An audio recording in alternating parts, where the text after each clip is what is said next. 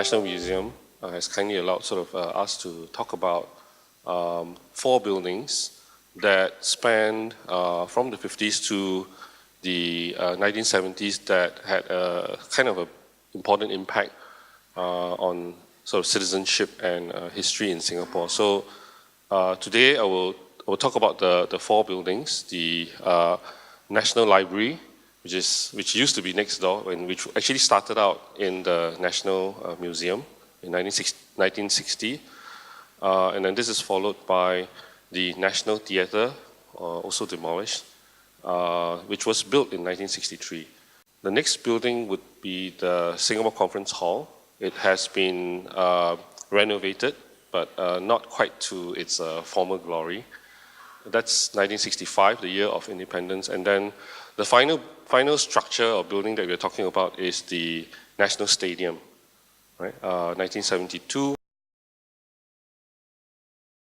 If you look at this area, it's actually not easy to connect the edge of the town, the colonial plan that had been sort of set up, to the rest of the developments on the eastern side.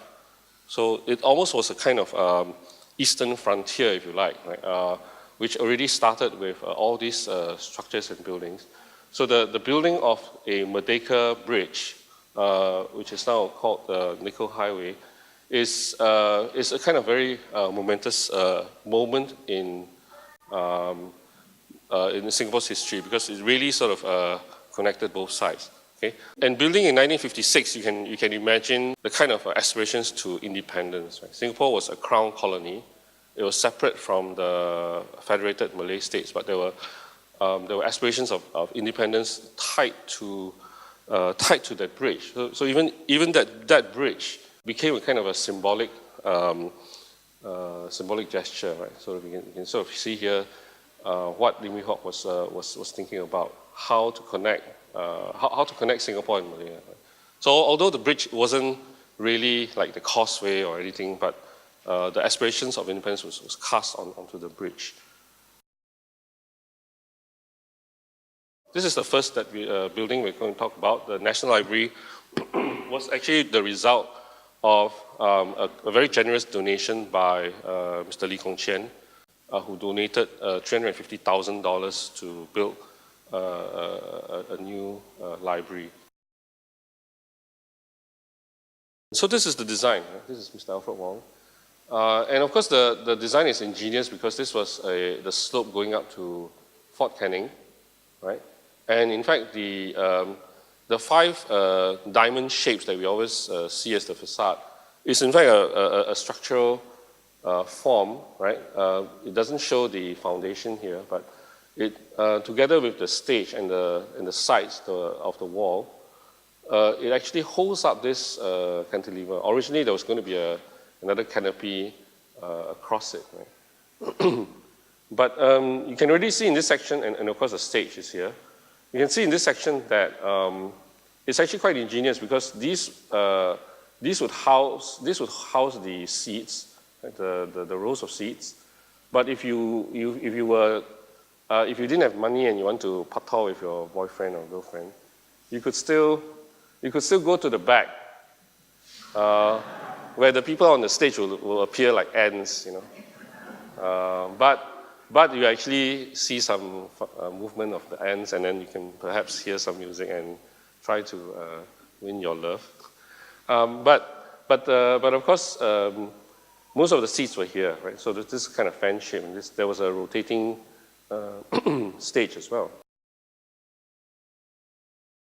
But you can see how popular it was. Right? So these are some album covers, right? Children's fashion, appearing in sort of magazines. Right? And then of course I had a chance to build a miniature, which is still there, which is supposed to be moved up the hill, but that's another story.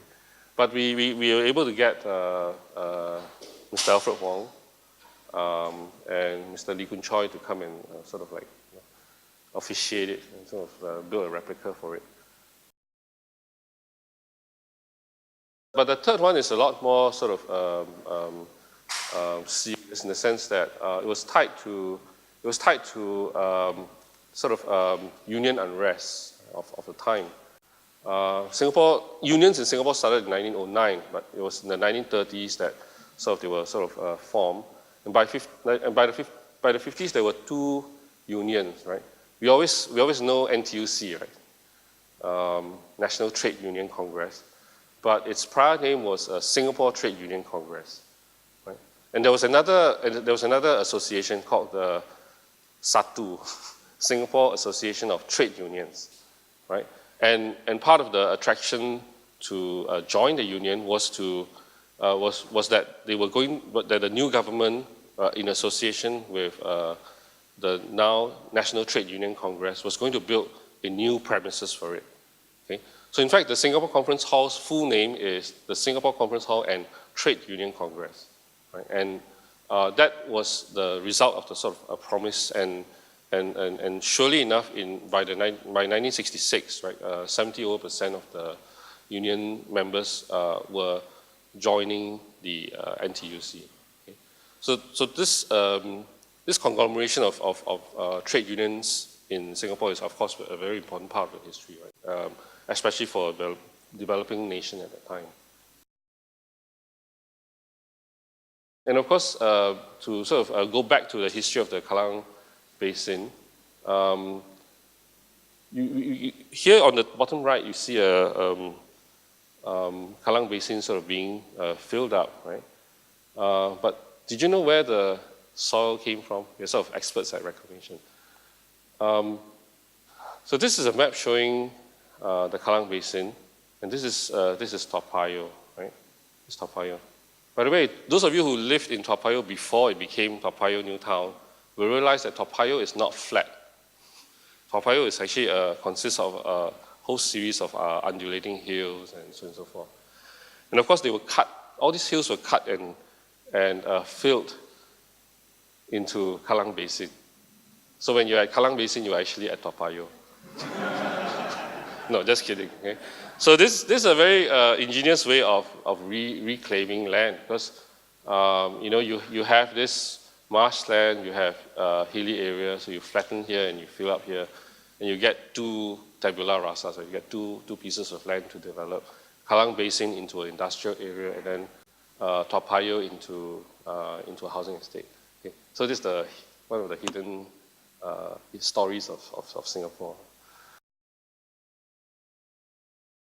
It was important because the very next year it hosted the Southeast Asian Games, right? Which was at two areas, the National Stadium and the swimming pool at Toa Payoh. Okay? So at that time, the Athletes Village, right? Do you all know the Athletes Village was actually a HDB flat, a 5-room HDB flat in Toa Payoh. And the library became the gathering area, the secretariat area, the Toa Payoh Library. That's why in front of the library last time there used to be a lot of flag posts. Do you remember the flag posts? That was an assembly area for the participants. The short answer is that